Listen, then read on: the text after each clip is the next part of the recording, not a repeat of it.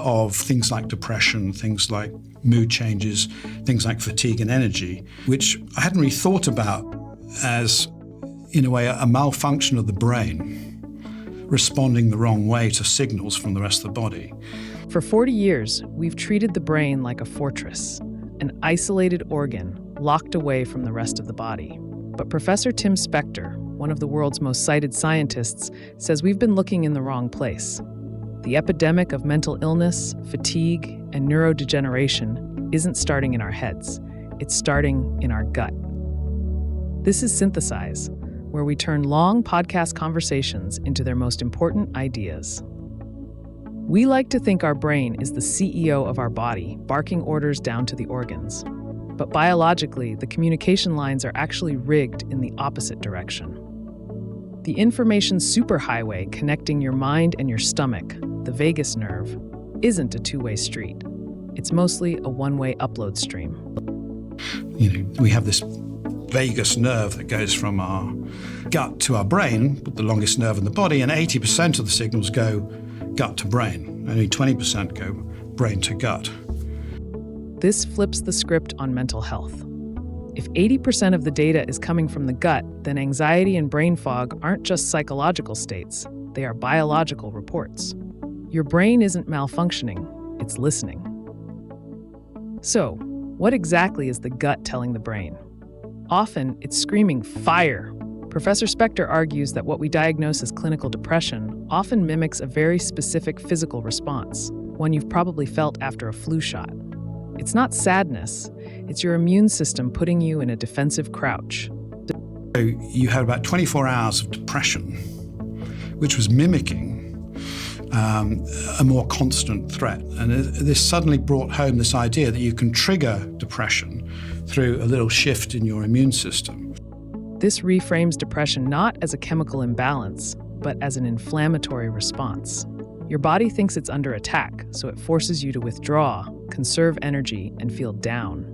The feeling is psychological, but the trigger is immunological.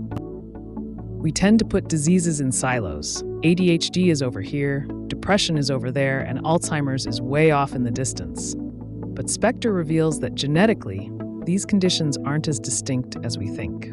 There is a factor P, a general susceptibility that connects them all. If you had this general susceptibility, you could get any disease, but that could be mania, depression, bipolar, ADHD, it could be Alzheimer's, it could be schizophrenia, which suddenly changes your whole view of these diseases. This means we need to stop treating the symptoms of individual labels and start treating the root susceptibility. If the root is inflammation and metabolic dysfunction, then the solution for ADHD might look surprisingly similar to the prevention of Alzheimer's. The stakes of ignoring this gut-brain connection are incredibly high. In one of the most startling revelations of modern medicine, we now know that neurodegenerative diseases don't just appear in the brain, they travel there. In the case of Parkinson's, the pathology begins a full decade before the first tremor ever appears.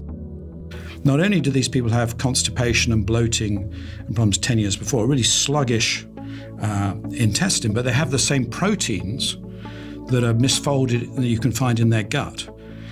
This is terrifying, but also hopeful. It gives us a 10-year window. If we can spot the sluggish intestine and the inflammation early, we aren't just treating a stomach ache.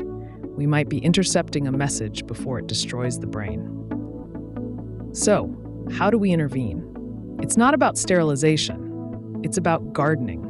Your microbiome contains thousands of unique species, and many of them are picky eaters. They are literally lying dormant, waiting for you to eat their favorite food so they can wake up and reproduce. There's one that only likes coffee, for example, called Lawsonobacter. A bug that only likes coffee in my belly. It's just waiting for you to drink coffee. And when I drink coffee, what happens? It has a party, has sex, has babies, multiplies. This humanizes the microbiome. It's not a vague health concept. It's a diverse ecosystem.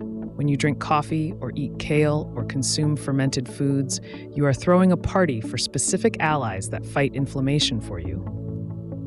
We used to think that for bacteria to help us, they had to be alive.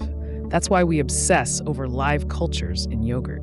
But new research into zombie-biotics reveals something strange. Even dead bacteria can trick your immune system into calming down, acting like a peace treaty for your gut. So it's like the debris of these dead bodies that you're ingesting. We think they're tickling your immune cells as they go through the small intestine. Okay. And it's giving a signal to your immune system to calm down, reduce inflammation. This expands the menu. Sourdough bread, pasteurized ferments. Even if the heat killed the bacteria, their cellular debris still sends a signal. The message to the immune system is clear: stand down. But you can't heal the gut if you're starving it. The most common advice, eat less, move more, fails because it ignores biology. When you simply restrict calories, you aren't just emptying the tank. You are triggering a survival alarm that makes long-term success impossible. Calorie-restricted diets have been shown for the vast majority of people not to work. And we know, particularly through GLP-1 drugs, that as you restrict your diet and calories, your hunger signals go up, and hunger is the main driver of obesity. It's a biological trap. You fight your body, and your body fights back with hunger hormones. The path out isn't restriction, it's quality. Feeding the gut microbes fiber and plants signals safety and satiety, turning off the alarm. Finally, we have to talk about the why. Why is the immune system inflamed in the first place? It's not just food. Spector connects the dots between early childhood psychology and late-life disease. Trauma doesn't just leave a mental scar, it breaks the immune system's thermostat. Following trauma or stress, you can trigger your immune system to be permanently raised. So again, you get this consistent stress that the thermostat doesn't go down to baseline. This is the missing link. Your body is still reacting to a threat from 30 years ago. Healing the brain means resetting that thermostat. Through diet, yes, but also by understanding that your biology is holding on to your history. The science is clear. The brain is not an island.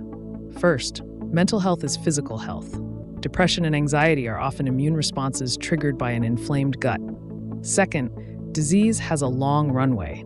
Conditions like Parkinson's begin in the gut decades before they reach the brain. And third, diversity is the cure. Whether it's coffee, fiber, or ferments, a diverse diet builds a diverse ecosystem that keeps your immune thermostat in check. So the question is, if your brain is listening to your gut 80% of the time, what are you telling it right now? If this kind of breakdown helps you think differently, you'll probably enjoy the next video too.